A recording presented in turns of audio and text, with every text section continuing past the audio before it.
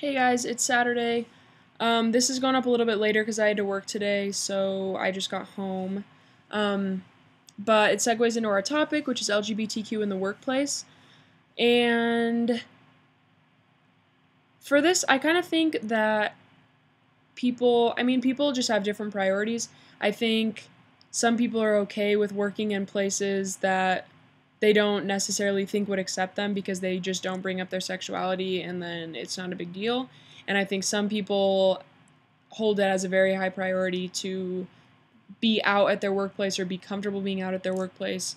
Um, I'm more the first one. The company that I worked for, I'm still working for them, but I'm at a different branch. But the branch that I worked at earlier this summer and for the past 2 summers is pretty conservative. That's just the vibe I get from them. The company is owned by a Mormon family, and a lot of the employees that work there are graduates from my high school, which was very Mormon, and like children or grandchildren of the people that started the company, which are Mormon. So it's just kind of conservative feeling in general. And I'm not entirely sure that they would be anti-gay or like have a huge problem if they knew that I was pansexual or dating a girl or whatever, but I'm not confident that they'd be super okay with it. So I just never really brought it up. They also knew me when I was with Zach, so that's my ex.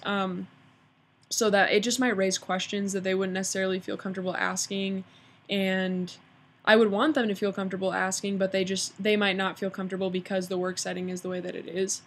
So I never brought it up because of that. In the branch that I'm working at now, it's a lot more intimate. I interact with the people I work with a lot more, and there's actually a gay guy that works there, so I know, and he's out. So I know that they're more okay with it. Like, no one hates him because he's gay. They might have a problem with his lifestyle, but they're not like openly against it or anything. But I don't really, even still, it's not really a priority for me to be out at work. So that's kind of how I feel about that. Um, it's also not something that I would hide in that setting, though. Like, if I was telling a story or whatever and like needed to refer to my girlfriend, I would just say my girlfriend, and I don't think that that would be that big of an issue. But it doesn't usually come up.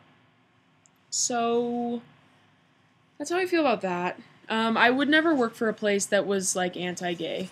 Um, Obviously, I think that's obvious. But I don't really have a problem with it if it's like kind of like what I was doing at the beginning of the summer, where like it's kind of iffy, but I just don't bring it up. I don't have a problem doing that, especially now because I'm just young and it's just a summer job.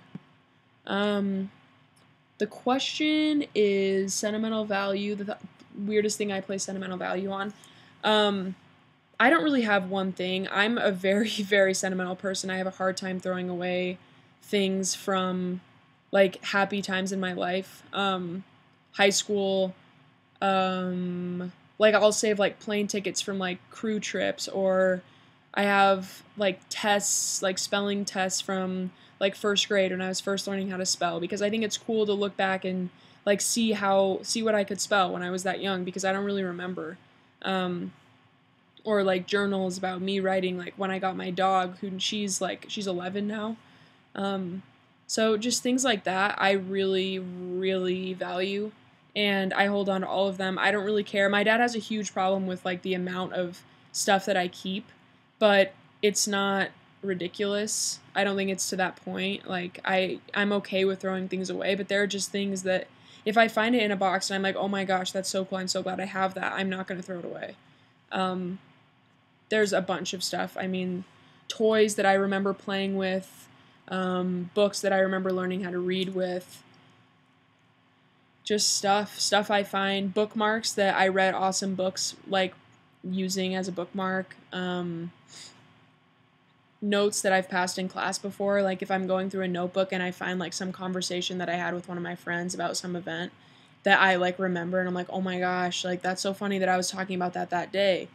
Then I'll hold on to that. Just tons of stuff. I like seeing like I can see myself grow up through the stuff that I have in my basement, and it's really cool. And I mean, I know it's gonna suck to move when I move, but it's like 7 boxes or 6 boxes of like all of my stuff from the last 18 years. And a lot of people are like, "Oh my gosh, that's so much," but to me, it's not really. and I would rather have it than throw it away. Like, it's way more valuable to me in a box than in a landfill, you know? So that's how I feel about that. I also have this guy. I know people have been showing like their stuffed animals. This is Puff. I've had him since forever. I don't really treat that as sentimental, though. I mean, that's like, I don't know. It's kind of different.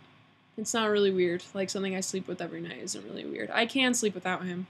I know a lot of people are like, I can't sleep without that, but I can go without Puff. Like, sometimes I don't bring him on trips and stuff because he always smells like suitcase when I get back.